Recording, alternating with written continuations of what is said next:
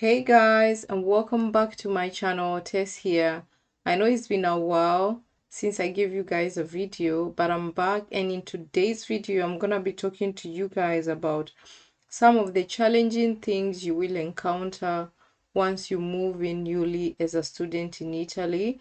I know some of you have gained admission for the academic year 2022-2023, and you're mostly on your way heading to Italy, or most of you will be arriving in Italy very soon. So I wanted to let you guys some of the things or some of the challenges you will encounter when you newly move in there as a student, and how you can prepare yourself about it, and some of the things you can go about to be able to help yourself moving and settling into Italy. So let's get started on this video.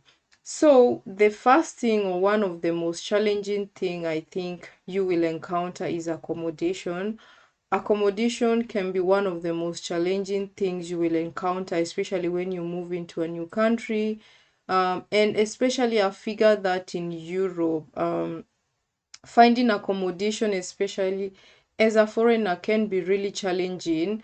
And so, some of the things you can see is that most of the time, I have seen that landlords in most of this find it hard giving out their apartment to foreigners. Most of the time, their demand is so much: you need to have this amount of money, or you need to be working, or you need to have a job contract. So sometimes it can be very, very stressful finding accommodation. So one thing I would say that can be easy, especially for a student, is finding shared apartment.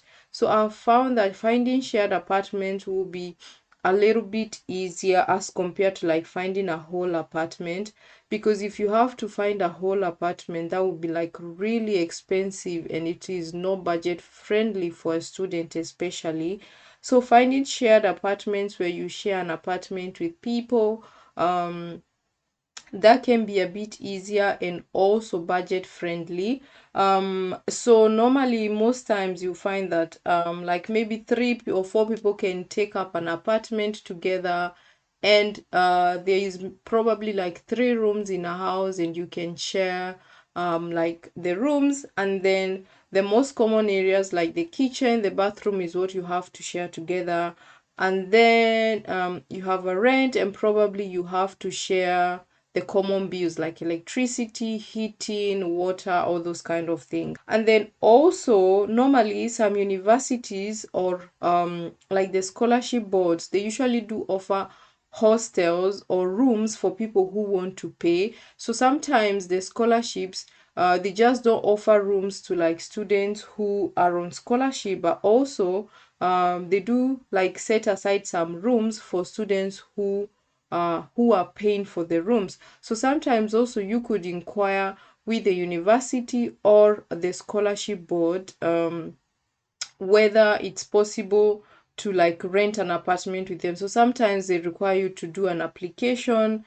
And then if they do have rooms, although I know that student hostels, the competition is usually really high, especially if you are studying in a big city where there is a large number of students. It's in a big university, so the student hostels, the competition is really, really high.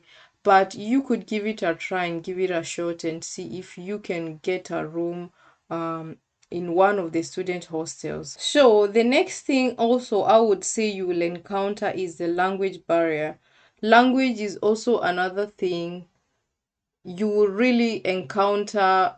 Like it's really challenging when you move into a country where you cannot speak the same language the people are speaking. So communication, movement, everything can be very challenging. So Italy is a country where people don't really speak English. So I know when you are there, if you don't have anyone who can help you around going into offices and stuff like that, because at the beginning, when you come in, you will have a lot of processes, document application, offices you have to go to be able to register yourself, get the necessary documents. so that you can be able to like now settle in into the country. So one thing I'll recommend you guys to do is download Google Translate. I think Google Translate will be your biggest friend when you newly move in, and you can be able to translate all the things you need. And if you can speak, whenever you go to an office where you need maybe certain documents done, you can just write down whatever you need, translate it, and then go to the office and show the people you are phone. So the first thing you can do is once you get to Italy, try and get a SIM card. So I'm sure right now you can be able to get SIM cards that have internet, and the internet has like very uh, big amount of gigabytes in terms of the internet, and it's really not expensive.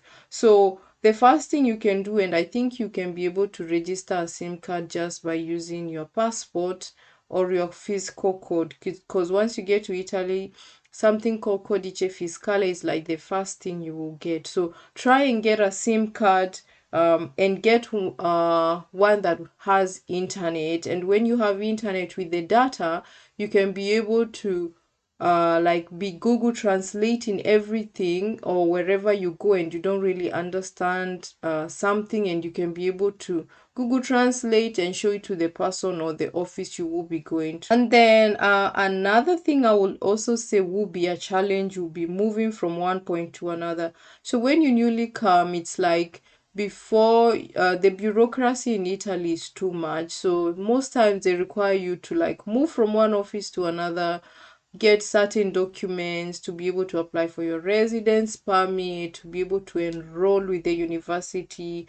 So it's like you'll be moving from one point to another, and that can be a big problem, especially when you don't know where you'll be going. So most time you find that people will be using taxi, and that can be very, very costly, especially when you're newly moving into a country. So just using taxi to move around will be very expensive for you. So something else you can do is download Google Maps. Or I'm sure like most phones, most Android phones or most smartphones nowadays come with Google Maps. So with Google Maps, and this also goes back to the beginning, is when you newly come, try and get a SIM card with internet. So this will really help you when you are like settling down, because with that, all you just need to do is just input the address of the place you'll be going. Or if you don't know, you just type on Google, I'm looking for this place in your location, and it will give you like the place you need to go. And from that, once you download that, you see that if you check on Google Maps how to get there, it will give you like all the information, the maybe the public transportation you need to take to get you to that point, or all the options you will need to get to point B. So that will also be helpful for you not to use so much money with taxi, or not to waste so much time when you're moving from one point to another. Because again, remember, offices in Italy have time, they have certain schedules and time. So you want to get to places on time, you want to go there with less or minimal stress. So Google Maps, try and use that when you get to Italy, and I'm sure it will really be of benefit, of help to you guys. So yeah, I hope this video was helpful, guys. I'll see you guys in the next video. Don't forget to like, to share, and to subscribe. See you guys in the next one. Bye.